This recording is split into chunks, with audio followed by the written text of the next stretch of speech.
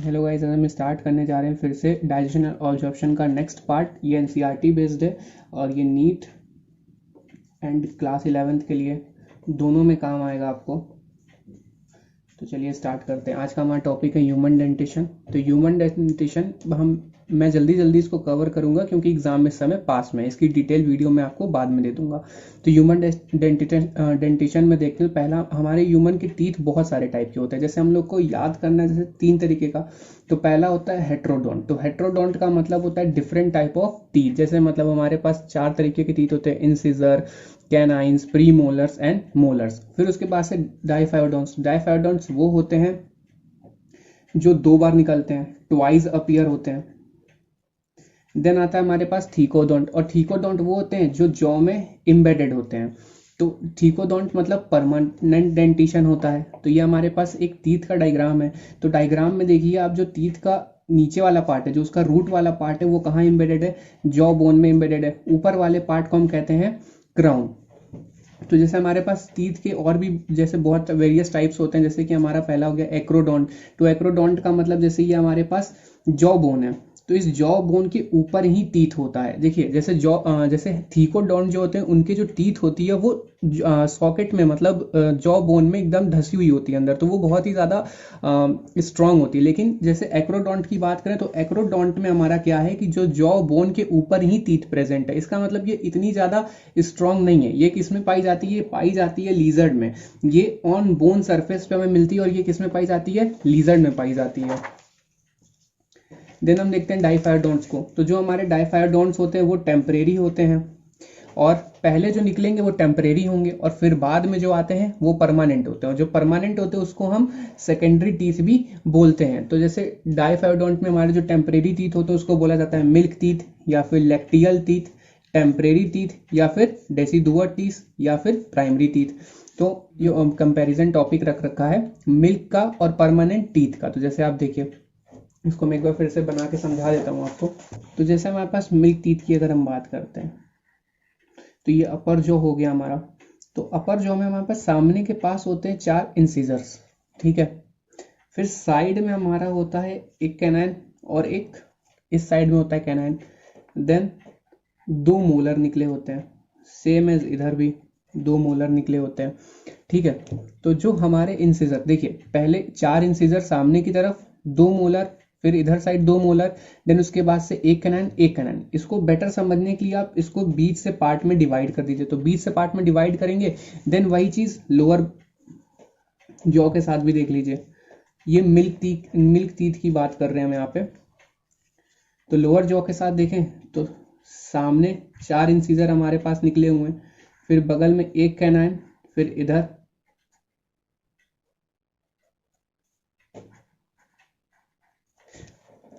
तो इसको हम नोट कर लेते हैं कि मिल्क टीथ में कितने होते हैं। तो मिल्क टीथ में देखिए ऊपर 4, नीचे 4, टोटल हो गया 8।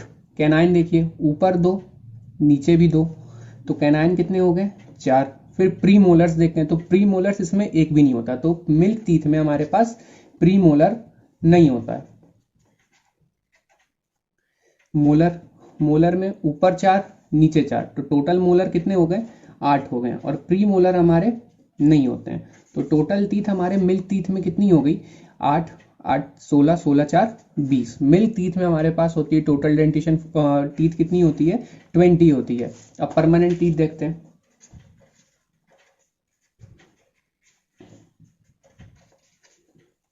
तो परमानेंट टीथ में ही हमारा अपर जो,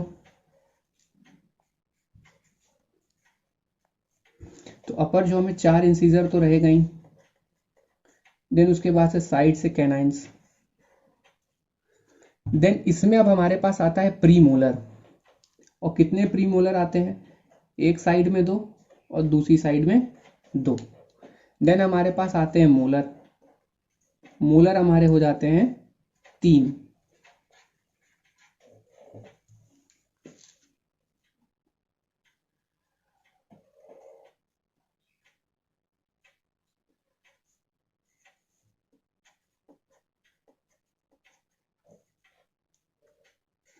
सेम वही चीज नीचे वाले जॉ के लिए भी।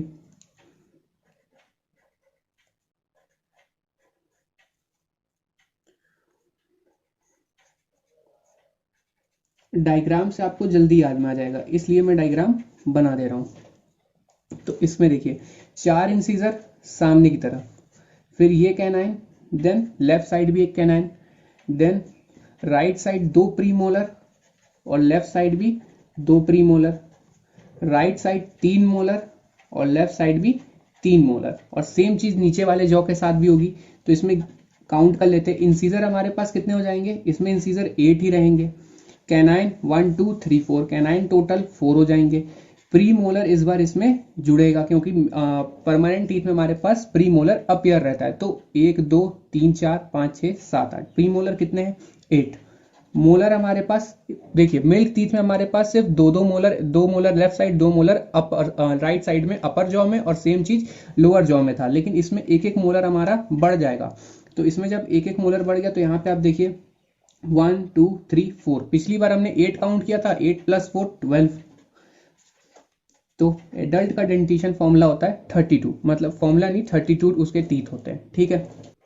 लास्ट मोलर, तो मैंने अभी बताया कि जो हमारा मिल्क टीथ होता है, मिल्क टीथ में हमारे पास कितने मोलर होते हैं, मिल्क टीथ में हमारे पास मोलर होते हैं 8। लेकिन वही जब परमानेंट हो जाता है, जब हम परमानेंट टीथ हो जाती है मेरी, तो परमानेंट टीथ में हमारे पास मोलर कितने हो जाते हैं 12। इसका मतलब मिल्क टीथ के बाद 4 मोलर ऐसे थे जो सीधे परमानेंट टीथ होने पे निकले, ठीक है। उसी मोलर को हम बोलते हैं लास्ट मोलर, जो बहुत ही लेट में निकलते हैं, जिसको हम विजडम टीथ के नाम से जानते हैं। विजडम टीथ क्यों, क्योंकि जैसे मानिए मिल्क टीथ होता है तो आप बच्चे रहते हैं, तो जब बड़े होते हैं तो उस समय अक्ल भी आ जाती है, तो वो अक्ल आने के टाइम पे निकलते हैं, इसलिए उसका नाम विजडम टीथ रख दिया गया है। लेकिन ये कोई भी फंक्शन परफॉर्म नहीं करते हैं क्योंकि विजडम टीथ बहुत बाद में निकलता है। जैसे गोरिल्ला ओरिल्ला को आप देखते होंगे तो उनके में जो विजडम टीथ होता है वो बहुत ज्यादा देर तक वो लोग च्यूइंग करते हैं, तो वो बहुत अंदर तक जो घास वास होता है, जो कुछ भी खाते हैं वो लोग बहुत अंदर तक ले जाते हैं। लेकिन हमको जो फूड होता है ज्यादा च्यूइंग करने के लिए हमें बहुत अंदर तक ले जाना नहीं होता, इसलिए हमारे पास जो मोलर, जो लास्ट मोलर होते हैं, जो विजडम टीथ होती है हमारी, वो वेस्टिजियल हो जाती है, ये हमारे लिए वेस्टिजियल है। फिर आते हैं मोनोफायोडोंट्स पे, तो जो मोनोफायोडोंट होते हैं वो हमारे एक बार निकलते हैं। तो एक बार कौन से टीथ निकलते हैं, अभी मैंने आपको यहाँ पे बताया था कि अब जब हमारे पास मिल्क टीथ होता है, जब मिल्क टीथ में हमारे पास प्री मोलर नहीं होता है, लेकिन जब परमानेंट टीथ होता है तो ये प्री मोलर अपीयर हो जाता है, ठीक है।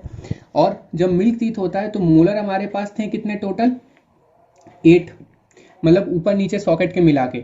अगर केवल अपर की बात करें और लोअर की बात करें तो 4 4, लेकिन अगर वही परमानेंट होता है तो परमानेंट होने पे मोलर हो जाता है 12, मतलब नए जो मोलर हमारे पास निकले थे वो कितने आए तो 4।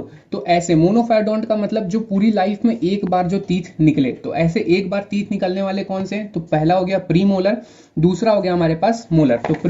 तो प्री मोलर हमारे 8 और मोलर हमारे 4। तो प्री मोलर और मोलर ये दोनों ही ऐसे टीथ हैं। मोलर में कितने, केवल 4, बाकी जो 8 होते हैं वो तो मिल्क टीथ में प्रेजेंट थे ही, लेकिन ऐसे 4 जिसे हम विजडम टीथ बोलते हैं। तो हमारा विजडम टीथ और प्री मोलर टीथ ये दो ऐसे टीथ हैं जो कि मोनोफायोडोंट है, मतलब लाइफ में एक बार ही निकलते हैं। फिर हम आते हैं हेट्रोडोंट डेंटिशन पे। तो जो हमारा हेट्रोडोंट डेंटिशन है उसका मतलब, हेट्रो का मतलब अलग, ठीक है, डिफरेंट, मतलब इसमें जितने भी हमारी टीथ होगी वो कैसे होगी, उसका डिफरेंट शेप होगा, डिफरेंट स्ट्रक्चर होगा और डिफरेंट फंक्शन होगा, ठीक है। क्या होगा, डिफरेंट शेप होगा, डिफरेंट स्ट्रक्चर होगा और डिफरेंट फंक्शन होगा। जैसे बात करते हैं हमारे पास इंसीजर प्रेजेंट है, जैसे आपके पास ये 4 सामने की टीथ है तो ये इंसीजर है, तो ये देखिए सिर्फ बाइटिंग के काम में आती है। जैसे आप गाय वाय को, हर्बीवोरस को देखते होंगे, वो लोग क्या करते हैं, घास वास खाते हैं। जैसे खरगोश के सामने के दांत क्या होते हैं, बहुत बड़े होते हैं, मतलब सिर्फ उसको बाइट करना होता है, ज्यादा कोई काम नहीं होता है, ठीक है। तो खरगोश के सामने के दांत बहुत, मतलब हर्बीवोरस में क्या होता है, इंसीजर्स। हम लोग में भी बाइटिंग के दांत इंसीजर्स होते हैं, मतलब अगर हम लोग को कोई जैसे आपको कभी सेब वेब खाना हो तो बहुत बड़ी बाइट ले लेते हैं ना, तो उसमें क्या होता है कि आगे की आप बाइट किससे करते हैं, सामने वाले दांत से, फ्रंट वाले टीथ से, मतलब इंसीजर से ही बाइट करते हैं। तो इंसीजर कैसा हमारा सामने होता है, ये छोटे छोटे होते हैं लेकिन ये बाइटिंग के काम में आते हैं, ठीक है।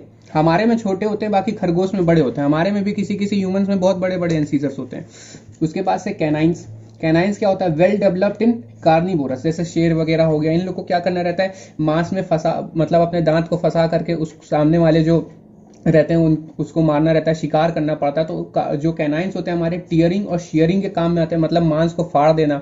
जब आप चिकन विकन खाते होंगे तो एकदम नोचते होंगे अच्छे से, तो वहां पे कैनाइंस का यूज होता है। फिर आता है हमारा मोलर और प्री मोलर और मोलर। अब ये दोनों जो होते हैं हमारे ग्राइंडर्स होते हैं, मतलब कुछ भी खाया आपने उसको अच्छे से चबा के खाएंगे, ठीक है। और ये हमारे बाइक स्पीड होते हैं और चीक के पास होते हैं, मतलब एकदम चीक के पास होते हैं ये लोग, तो उसको चीक टीथ भी बोला जाता है। बाइक स्पीड किस लिए, तो देखिए इसका स्ट्रक्चर ऐसे होता है, तो इसलिए इसको बाइक स्पीड बोला जाता है, ठीक है। फिर हम देखते हैं अरेंजमेंट, मतलब हमारे टीथ का अरेंजमेंट कैसा होता है। तो परमानेंट टीथ में 2 1 2 3 होता है। 2 1 2 3 का मतलब, जैसे देखिए परमानेंट टीथ की बात करें, तो जैसे बात करते हैं हम लोग परमानेंट की टीथ की, तो देखिए इसको मैं 2 पार्ट में डिवाइड कर देता हूँ। तो जैसे हमारे इंसिजर्स हैं, परमानेंट टीथ में 2 1 2 3 इसका डेंटिशन फॉर्मूला है। तो सामने की तरफ 2 इंसिजर्स, ठीक है, केवल लेफ्ट साइड के गिन रहा हूं अभी मैं। फिर उसके बाद से 1 कैनाइन, ठीक है। फिर 2 प्री मोलर और 3 मोलर, ठीक है। तो ये चीज, तो हम केवल अपर साइड में लेफ्ट या राइट साइड का ही सिर्फ गिनते हैं, लेकिन अगर हम पूरा काउंट करेंगे तो वो 32 आएगा। देखिए अगर गिनेंगे तो 1 2 3 4 5 6 7 8, तो 8 इधर, फिर 8 राइट साइड में, फिर वही चीज नीचे 8 लेफ्ट साइड में और 8 राइट साइड में, तो टोटल मिलाकर के 32। लेकिन अगर हम डेंटिशन फॉर्मूला लेते हैं तो किसी अपर साइड में या लोअर साइड में उसके लेफ्ट या सिर्फ राइट के टीथ को ही काउंट करके लिखा जाता है। तो अगर परमानेंट टीथ में बात करें तो 2 इंसिजर्स होते हैं हमारे, 1 कैनाइन होता है और 2 प्री मोलर होते हैं और 1 मोलर होता है। और वही चीज हम लोग नीचे वाले सॉकेट के लिए भी लिखते हैं। तो इसलिए परमानेंट टीथ में हमारा काउंट कितना होता है, 2 1 2 3 और 2 1 2 3। और फिर बात करते हैं मिल्क टीथ की। तो मिल्क टीथ का हमारा डेंटिशन फॉर्मूला देखिए कैसा होता है। ये हमारा जॉकेट, वही चीज सेम हाफ कर देंगे हम लोग, राइट या लेफ्ट साइड में गिन लेते हैं। तो उसके पास 2 इंसिजर्स होते हैं, 1 कैनाइन होता है। प्री मोलर मिल्क टीथ में नहीं होते हैं, केवल 2 मोलर होते हैं। तो कितना हो जाएगा, 2 incisors, okay, 1 canine, pre molar 0 and molar 2। और सेम चीज नीचे वाले जॉ के लिए, तो 2 1 0 2। मिल्क टीथ के लिए डेंटिशन फॉर्मूला 2 1 0 2, परमानेंट टीथ के लिए डेंटिशन फॉर्मूला 2 1 2 3। तो हमने परमानेंट टीथ देखा,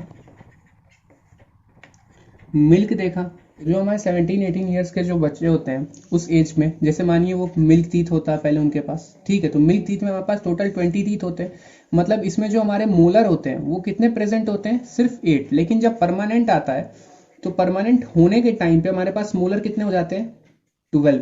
लेकिन जब ये परमानेंट कब होते हैं, जब परमानेंट होने में इन्हें 18 ईयर टू 25 ईयर का टाइम लगता है। इस बीच में हमारे मोलर कितने हो जाते हैं, 12। लेकिन 18 ईयर से पहले, 18 ईयर से इस 18 ईयर से 25 ईयर के बीच में ये हमारे मोलर ग्रो होना स्टार्ट करते हैं। तो इस एज तक भी या फिर इस एज से पहले तक भी अगर देखा जाए तो हमारे पास मोलर कितने होते हैं, 8 ही होते हैं। मतलब हमारा जो विजडम टीथ होता है वो अच्छे से अभी ग्रो नहीं हुआ होता है, ठीक है, तो वो अच्छे से निकला नहीं होता। तो इसलिए एडोलेसेंट टीथ की जो हमारी डेंटिशन फॉर्मूला होती है वो अलग हो जाती है। जैसे बता देता हूं मैं आपके लिए। तो ये हमारे पास इंसीजर है 2, हाफ कर लेते हैं इसको, हाफ इधर, ठीक है। 1 कैनाइन, देन हमारे पास कितने 2 प्री मोलर होंगे और हमारे पास 2 मोलर भी होंगे। जब विजडम टीथ निकलता है तो बहुत दर्द होता है, बुखार भी आ जाता है और इतना पेन होता है कि कुछ करने का मन नहीं करता है। तो देखिए अभी जब ये विजडम टीथ अभी निकला नहीं है, ये निकलने में इसको टाइम लगेगा कितना, 18 टू 25 ईयर के बीच में ये विजडम टीथ निकलते हैं। तो हम इस एज में, एडोलेसेंट एज में, केवल यही 4 ही काउंट करते हैं कि 2 प्री मोलर ले लिया हमने और 2 मोलर ले लिया। हम विजडम टीथ को काउंट नहीं करते। इसलिए इनका डेंटिशन फॉर्मूला क्या हो जाएगा, 2 incisor, 1 canine, 2 pre molar and 2 molar, ठीक है। और वही नीचे वाले जॉकेट, तो ये हो गया आपका, हमने परमानेंट टीथ देख लिया, मिल्क टीथ देख लिया और एडोलेसेंट टीथ देख लिया। तो हमारे परमानेंट टीथ का फॉर्मूला होता है 2 1 2 3 अपॉन 2 1 2 3। मिल्क टीथ का फॉर्मूला होता है 2 1 0 2 2 1 0 2। हमारे एडोलेसेंट का फॉर्मूला होता है 2 1 2 2 एंड 2 1 2 2, ठीक है। तो अब देखिए जैसे हमारे पास ये टीथ का डायग्राम है, टीथ का डायग्राम है, तो ये टीथ है और ये उसके ऊपर का जो हमारा टीथ होता है उसके ऊपर एक कवरिंग होती है, उस कवरिंग को हम बोलते हैं इनेमल। और इनेमल जो होता है वो हमारा सबसे हार्डेस्ट बॉडी पार्ट होता है, सबसे ज्यादा हार्डेस्ट बॉडी पार्ट होता है हमारे पूरी बॉडी में इनेमल। और ये नॉन लिविंग पार्ट होता है और ये एब्सेंट होता है कहाँ पे, रूट एरिया में। जो हमारा टीथ होता है वो 3 हिस्सों में टूटा रहता है। जैसे पहले वाले हिस्से को कह देते हैं क्राउन, बीच वाले एरिया को कह देते हैं नेक, और इसी नेक एरिया से ये गम में धंसा हुआ रहता है। जैसे मानिए गम है और ये हमारा टीथ है, तो यहाँ पे जब हमारा टीथ आएगा तो ये तो इसका रूट हो गया, और ये वाला जो एरिया होगा ना इसको हम बोलेंगे नेक। इसको क्या बोलेंगे? नेक। तो ये नेक वाले एरिया से ही किसमें इम्बेडेड हो जाता है? सॉकेट में हमारा इम्बेडेड होता है, और बाकी जो हमारा जॉ में रहता है बाकी का एरिया उसको हम बोलते हैं रूट। ठीक है। देन हम बात करते हैं टंग की। टंग को हम बोलते हैं लिंगुआ। तो टंग जो होता है हमारा one of the strongest muscle in the body होता है, मतलब सबसे ज्यादा स्ट्रॉन्गेस्ट मसल होता है कहाँ पे? बॉडी में। कौन सा? टंग। जैसे आप जितना भी बोल लीजिए कभी भी आपकी जो जीभ होगी थकती नहीं होगी, स्पेशली लड़कियों की। ठीक है। तो टंग या फिर लिंगुआ हमें किसमें हेल्प करता है? हेल्प करता है टेस्ट में, खाने में। जब आप कुछ भी स्वॉलो करते हैं उसमें हेल्प करता है। जैसे अब स्वॉलो हमारा कैसा एक्शन है? वॉलेंट्री एक्शन है। वॉलेंट्री एक्शन कैसे? देखिए, अगर आप च्युइंगम खा रहे हो या फिर आप खाना खा रहे हो तो आप च्युइंगम को तो स्वॉलो नहीं करते होंगे ना, क्योंकि आपको पता है। तो वो आपके ऊपर डिपेंड है कि आप क्या चीज स्वॉलो करनी है। इसलिए हमारा क्या है? ये वॉलेंट्री एक्शन है। स्वॉलो करना हमारा कैसा एक्शन है? वॉलेंट्री एक्शन है। और स्पीच जो भी आप बोलते होंगे, छोटी क्लास में आपने पढ़ा होगा कि अगर जीभ नहीं होती तो कोई बोल नहीं पाता, अच्छे से वर्ड नहीं निकलते हैं, तो वो स्पीच में भी हेल्प करता है। और ये फ्रीली मूवेबल मस्कुलर ऑर्गन है हमारा। कौन? टंग। ठीक है। ये अटैच होता है किससे? फ्रेनेलम से अटैच होता है। जो हमारा ओरल कैविटी में किससे अटैच होता है? टंग। फ्रेनेलम से। ये फ्रेनेलम जो होता है इसको प्रिवेंट करता है कि हमारे थ्रोट में ही ना रह जाए जो जीभ, वरना अगर फ्रेनेलम से अटैच नहीं रहेगा तो पता चला थ्रोट में ही गिर गई आपकी जीभ। तो इसलिए किससे अटैच होता है? फ्रेनेलम से अटैच होता है। ठीक है। फिर हम बात करते हैं हमारे टंग में एक स्ट्रक्चर होता है जिसको हम बोलते हैं पेपिले। जैसे कि हमारा ये टंग है, ठीक है, तो ये टंग का जो फ्रंट वाला पार्ट है, जो सामने वाला, आप इसको जीभ में शीशे में निकाल के अपनी जीभ को देख सकते हैं, जो सामने वाला पार्ट है उस पर छोटे छोटे डॉट्स बने रहते हैं। तो ये जो पेपिले होता है हमारा, ये पेपिले में क्या रहते हैं? हमारे टेस्ट रिसेप्टर्स प्रेजेंट रहते हैं। क्या प्रेजेंट रहते हैं पेपिले में? Taste receptor. आपको टेस्ट रिसेप्टर को डीप में नहीं जानना है क्योंकि इतना आएगा नहीं। ठीक है। तो पेपिले हमारा क्या है? ये रेज्ड स्ट्रक्चर होता है, बहुत ही स्मॉल प्रोजेक्शंस होते हैं इसके, और ये टेस्ट रिसेप्टर इसको प्रेजेंट रहते हैं। इसको हम बोलते हैं गस्टैटो रिसेप्टर। गस्टैटो का मतलब होता है टेस्ट रिसेप्टर। ठीक है। तो ये जो टंग है हमारा, टंग का ये फ्रंट व्यू है, मतलब यहां तक केवल फ्रंट वाले पार्ट्स आ रहे हैं हमारे टंग के। ठीक है, यहां तक देखिए। और बाकी जो हिस्सा होता है ना, ये फेरिंग्स में आता है। जो टंग का हमारा बाकी का जो हिस्सा होता है किसमें आता है? फेरिंग्स में आता है। इसलिए हम ये फेरेंजियल रीजन में आता है। फेरेंजियल रीजन में हमारे प्रेजेंट होते हैं टॉन्सिल्स। ठीक है। फेरेंजियल रीजन में क्या प्रेजेंट होते हैं? हमारे टॉन्सिल्स प्रेजेंट होते हैं। ये हमारे पास एक डायग्राम है। ठीक है। तो ये किसी की, मान लीजिए ये नेजल कैविटी है। ठीक है। नेजल कैविटी, ये उसकी ओरल कैविटी है, ये उसकी बकल कैविटी है। ठीक है। ओरल या बकल कैविटी। तो यहां से देखिए, अब ये क्या होगा कि ये हमारी नेजल कैविटी हो गई। ठीक है। और ये जो पार्ट है हमारा, ये होगा बकल कैविटी। ठीक है। ये वाला पार्ट हमारा बकल कैविटी है। तो ये हमारा ओरल कैविटी है और ये हमारा नेजल कैविटी है। ठीक है। आप ओरल कैविटी से क्या अंदर लेते हैं? फूड लेते हैं, और नेजल कैविटी से एयर आप अंदर लेते हैं।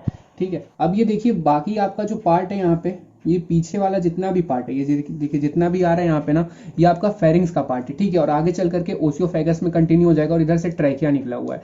तो देखिए, नेजल कैविटी के पार्ट को देखते हैं हम। तो नेजल कैविटी के पार्ट में यहाँ तक का जितना पार्ट है ना, मतलब ये ओव्यूला से ऊपर वाला, ओव्यूला से ऊपर वाला जितना भी पार्ट है ना, इसको हम बोलते हैं नोजोफेरिंग्स। क्या बोलते हैं? नोजोफेरिंग्स।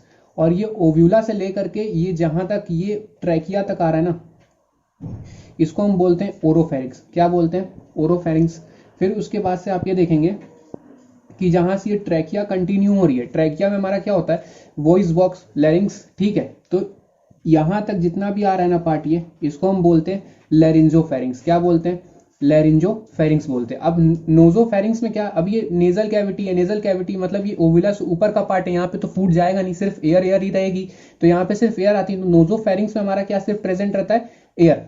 फिर हम बात करते हैं ओरोफेरिंग्स की। तो ओरोफेरिंग्स हमारा कहाँ पे प्रेजेंट रहता है? हल्का सा, या यहाँ से तो माउथ से तो आप एयर और फूड दोनों ले सकते हो। ठीक है। तो यहाँ पे हमारा क्या है? ओरोफेरिंग्स। तो मतलब यहाँ पे एयर और फूड दोनों रहेगा। फिर यहाँ पे हमारा ट्रैकिया आता है। तो ट्रैकिया में तो एयर आता ही है, और यहाँ से आप पीछे से देखिए कि आप ओसियोफेगस से क्या ले रहे हो? फूड ले रहे हो। तो यहाँ पे एयर फूड आप दोनों ले सकते हो। ठीक है। तो लैरिंजोफेरिंग्स और ओरोफेरिंग्स में एयर फूड दोनों आते हैं, मतलब उसी रास्ते से आते हैं, ठीक है। और नोजोफेरिंग्स में क्या होता है, हमारा सिर्फ एयर प्रेजेंट रहता है, ठीक है। फिर देखिए यहाँ पे एनसीईआरटी की ये लाइन है, इसको ध्यान से पढ़िएगा। Oral cavity lead into short pharynx, serve as common passage for food and air, ठीक है। अच्छा एक बात और देखिए, हमारा जो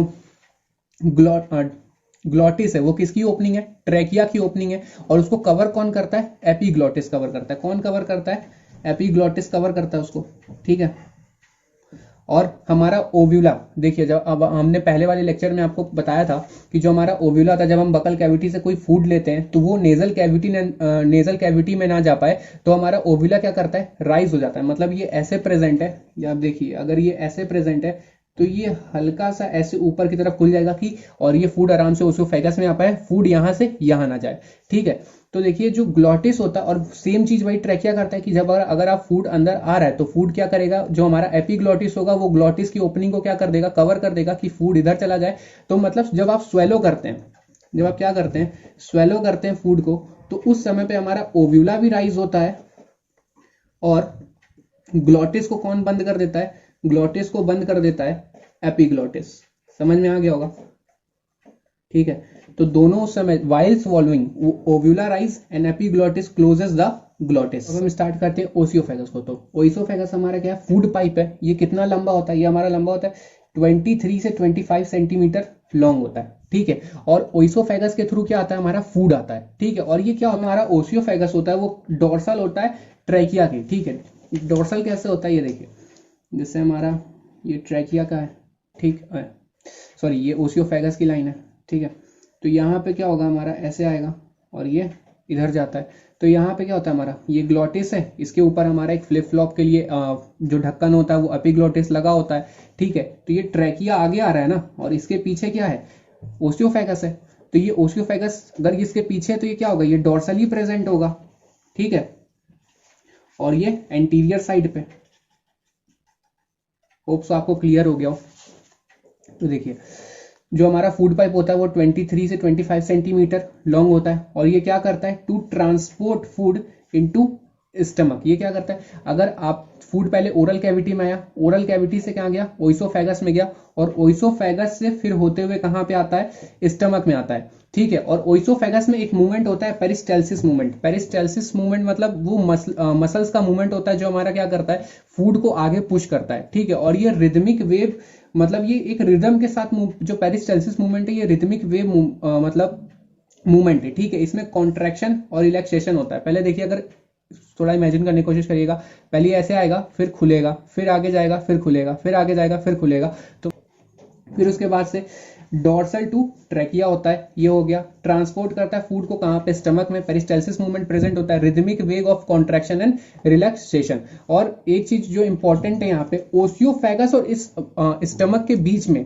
जब मानिए जहां पे ओसियोफेगस की ओपनिंग होती है ना स्टमक में, वहां पे एक स्फिंक्टर प्रेजेंट होता है। क्या प्रेजेंट होता है, स्फिंक्टर कह सकते हैं या फिर उसको वॉल्व कह सकते हैं, स्फिंक्टर कह सकते हैं या फिर वेल्व कह सकते हैं। और ये क्या करता है, बैकफ्लो को प्रिवेंट करता है। मानिए अगर फूड आपके पेट में एक बार आ गया, ये फूड वापस से ओइसोफेगस में ना चला जाए, इस वजह से यहाँ पे क्या लगा होता है, स्फिंक्टर लगा होता है, ठीक है।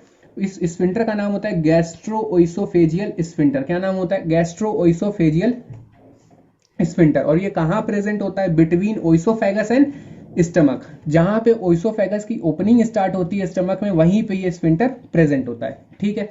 अब हमारे स्टमक के बहुत सारे पार्ट होते हैं, जैसे कि ये वाला पार्ट जो होता है हमारा, ये वाला पार्ट होता है हमारा कार्डियक पार्ट, ठीक है। और ये जो ऊपर डोम शेप का जो पार्ट है, इसको हम बोलते हैं फंडस, ठीक है। बीच वाली होती है हमारी बॉडी, और जो एंड में हमारा पार्ट होता है उसको हम बोलते हैं पाइलोरिक पार्ट, ठीक है। पुरानी एनसीईआरटी में सिर्फ 3 पार्ट दिए हुए हैं, लेकिन जिसके पास नई एनसीईआरटी उसमें 4 पार्ट जुड़े हैं। तो जो नई एनसीईआरटी, अगर पुरानी एनसीईआरटी से आप पढ़ रहे हैं तो उसमें करेक्ट कर लीजिएगा, उसमें 4 पार्ट है। पहला कार्डिया, दूसरा फंडस, तीसरा बॉडी, और चौथा पाइलोरिक, ठीक है।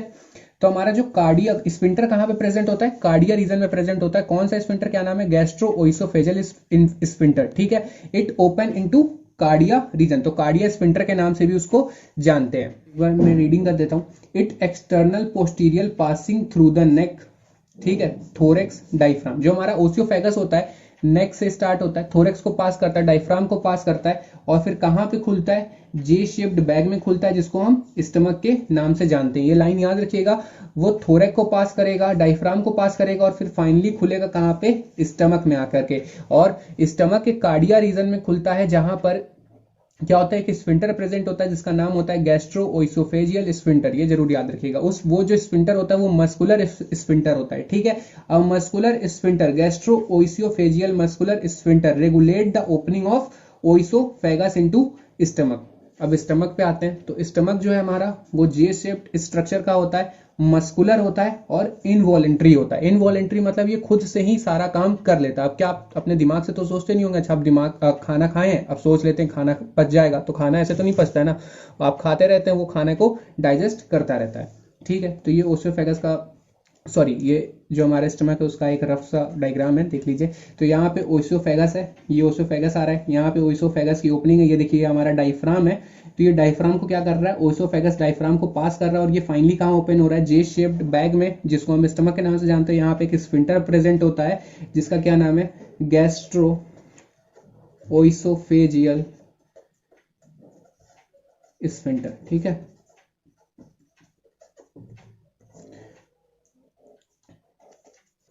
तो जो हमारा स्टमक है वो कहाँ पे, उसका लोकेशन देख लेते हैं, located at upper left portion of abdominal cavity, मतलब ये लिवर के जस्ट बगल में होता है। तो ये लिवर के लेफ्ट साइड में होता है, ठीक है, और हल्का सा ऊपर होता है, ठीक है। और इसके 4 मेजर पार्ट होते हैं, मैंने बताया था अभी पीछे। पहला पार्ट होता है कार्डिया, दूसरा पार्ट होता है फंडिक, कार्डिया फिर कार्डियक आप दोनों कह सकते हैं, दूसरा पार्ट होता है फंडिक, तीसरा हो गया बॉडी और चौथा हो गया पाइलोरिक रीजन, ठीक है।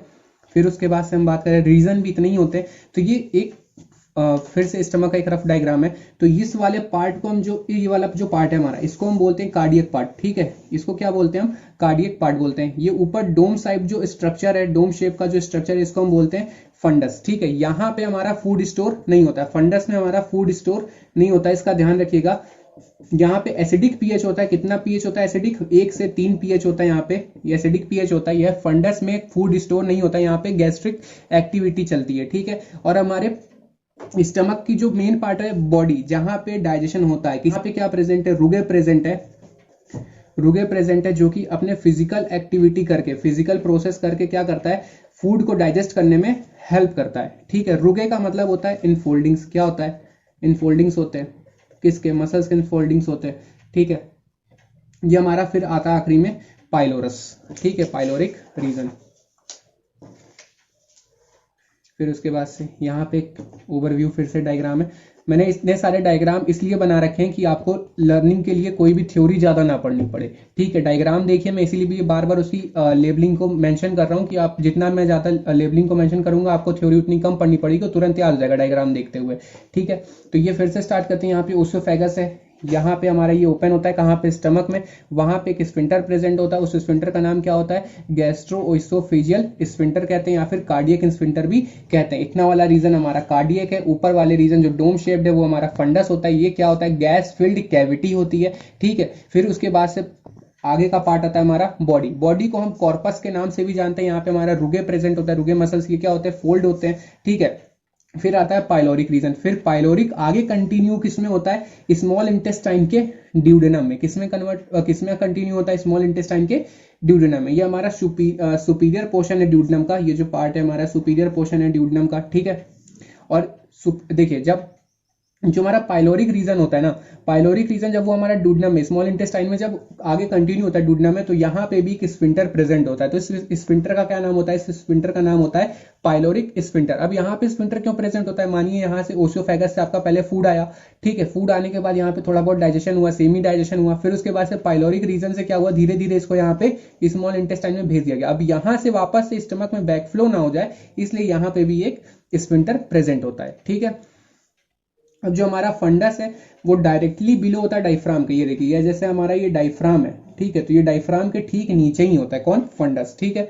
फूड, अब फूड कहाँ इंटर होता है, कार्डिया रीजन में इंटर होता है, ठीक है। डाइजेशन ऑफ फूड कहाँ पे अकर होता है, स्टमक के बॉडी में होता है, मतलब इस वाले पार्ट में होता है, केवल इस वाले पार्ट में, ठीक है। अब देखो, इस जो पेरिस्टाल्सिस मूवमेंट होता है ना, वो सबसे ज्यादा कहाँ पे होता है, स्टमक के अंदर होता है। मैक्सिमम पेरिस्टल्सिस मूवमेंट अकर इनटू स्टमक, ठीक है। स्टमक में दो तरीके से डाइजेशन होता है, पहला होता है मैकेनिकल डाइजेशन। मैकेनिकल डाइजेशन कैसे, मैकेनिकल या फिर फिजिकल डाइजेशन आप कह सकते हैं, जो कि रुगे करता है। रुगे जो होती है वो स्ट्रॉन्ग मसल होती है, कंटिन्यू पेरिस्टल्सिस, मतलब जैसे आटा नहीं गूंथते हैं घर पे, ठीक वैसे ही रुगे हमारा क्या करता है, फूड को तोड़ता है मैकेनिकली। और जो हमारा केमिकल डाइजेशन होता है वो एंजाइम्स के थ्रू होता है, ठीक है। उसके बाद से देखिए, ये मैंने यहाँ पे एकदम ओवरव्यू लिख दिया है किस पार्ट में क्या क्या काम होता है, और ये लास्ट टॉपिक है इसका, तो ये मैंने लिख दिया कि आपको रीड करने में आसानी हो, ठीक है। तो पोस्टीरियर पार्ट ऑफ स्टमक हमारा क्या होता है, पाइलोरिक होता है। यहाँ पे क्या होता है, स्टोर होता है सेमी डाइजेस्टेड फूड, ठीक है। और फिर इसको स्लोली स्लोली पुश किया जाता है कहाँ पे, इंटेस्टाइन में। इंटेस्टाइन के कौन से पार्ट में, ड्यूडेनम में। पोस्टीरियर के पास क्या होता है कि स्फिंक्टर होता है, वहां से स्लोली स्लोली उसको पुश करेंगे कहाँ पे, ड्यूडेनम में। और फिर स्फिंक्टर क्यों प्रेजेंट होता है कि जो ड्यूडेनम से वापस से फूड किसमें ना आ जाए, स्टमक में। फिर हम कार्डिया रीजन में आते हैं। कार्डिया रीजन में क्या होता है, part of stomach where food enters, ठीक है। This is the part where cardiac sphincters open, ठीक है। फिर फंडस जो होता है वो हमारा कैसा होता है, डोम शेप्ड होता है, यहाँ पे कोई भी फूड नहीं होती है। और ये कैसा होता है, गैस फील्ड कैविटी होती है। और एक चीज, यहाँ पे पेप्टिक सेल प्रेजेंट होते हैं। पेप्टिक सेल्स क्या करते हैं, एंजाइम को रिलीज करते हैं। इसके बारे में हम आगे पढ़ेंगे। फिर हमारा होता है बॉडी या फिर कॉर्पस, ठीक है। ये मेन पार्ट होता है जहां पे डाइजेशन होता है। यहाँ पे गैस्ट्रिक रुगे प्रेजेंट होता है। गैस्ट्रिक रुगे का मतलब होता है फोल्ड्स, ठीक है। फिर उसके बाद से देखते हैं पाइलोरिक रीजन क्या है हमारा। पाइलोरिक रीजन जो है ये पोस्टीरियर मोस्ट पार्ट है बॉडी का, ओपन इनटू ड्यूडेनम। कहाँ पे ओपन होता है, ड्यूडेनम में ओपन होता है। Contain semi digested chyme. अच्छा, काइम क्या होता है इसके बारे में भी देखते हैं। और ये रेगुलेटेड बाय पाइरोलिक स्फिंक्टर, ठीक है। देखो, बोलस, काइम और काइल, ये 3 टर्म आपने सुने होंगे। तो बोलस का मतलब क्या होता है, जब आप अपने मुंह में फूड मतलब लाते हैं, जब उसको चबाते हैं तो उसमें क्या मिक्स होता है, उसके साथ सलाइवा, ठीक है। क्या मिक्स होता है, सलाइवा। तो फूड प्लस सलाइवा जब मिक्स होता है तो उसको हम बोलते हैं बोलस। फिर वो फूड कहाँ आता है, आपके पेट में आता है, ठीक है। अब जब उस फूड के साथ गैस्ट्रिक जूस मिक्स हो जाता है, food plus gastric juice mix होता है, तो उसको हम बोलते हैं काइम। इसीलिए यहाँ पे बोला गया कंटेन सेमी डाइजेस्टेड काइम, ठीक है। फिर उसके बाद से काइल। काइल क्या होता है, जब वही फूड और आगे जाता है स्टमक से आगे, तो वहां पे पेनक्रियाटिक जूस और इंटेस्टाइनल जूस मिलते हैं, तो उसको हम बोलते हैं काइल, ठीक है। अब देखिए, अच्छा, हमारा जो सलाइवा होता है वो क्या होता है, स्लाइटली एसिडिक होता है, मतलब एसिडिक होता है, ठीक है। तो इसलिए जो हमारा बोलस होगा वो भी कैसा होगा, स्लाइटली एसिडिक होगा। कैसा होगा, स्लाइटली एसिडिक होगा, ठीक है। फिर हमारा काइम। काइम कैसा होता है, हमारे पेट में, हमारा जो स्टमक होता है वहां पे जो जूसेस होते हैं वो कैसे होते हैं, एसिडिक होते हैं। तो जो हमारा काइम होगा ये कैसा होगा, एसिडिक होगा, ठीक है। फिर हमारा काइल। जो हमारा काइल होता है, पेनक्रियाटिक जूस में हमारे सोडियम कार्बोनेट प्रेजेंट होता है। क्या प्रेजेंट होता है, सोडियम कार्बोनेट। और ये क्या है, एक तरीके का एल्कलाइन है, आपने केमिस्ट्री में पढ़ा होगा। तो एक तरीके का एल्कलाइन है। हमारा पेनक्रियाटिक जूस में क्या प्रेजेंट होता है, सोडियम कार्बोनेट। और ये एक तरीके का एल्कली की तरफ काम, ये एल्कलाइन है, ठीक है, बेस है मतलब। फिर उसके बाद से फूड प्लस जब पेनक्रियाटिक जूस मिलता है फिर और इंटेस्टाइनल, तो ये एल्कलाइन होते हैं, ठीक है। फिर बोलस हमारा कैसा होता है, स्लाइटली एसिडिक। काइम हमारा कैसा होता है, हाईली एसिडिक। काइल हमारा कैसा होता है, स्लाइटली एल्कलाइन। होप सो आपको इतना समझ में आया हो। और अगर कोई भी आपको दिक्कत हो तो प्लीज कमेंट करिएगा, मैं अगले वीडियो में आपके क्वेरीज के लिए वीडियो अपलोड कर दूंगा। Thank you. अगर आपके लिए वीडियो थोड़ी सी भी हेल्पफुल हो तो प्लीज इसको शेयर करें, सब्सक्राइब करें, लाइक करें। थैंक यू, आपका सपोर्ट रखिएगा। Thank you.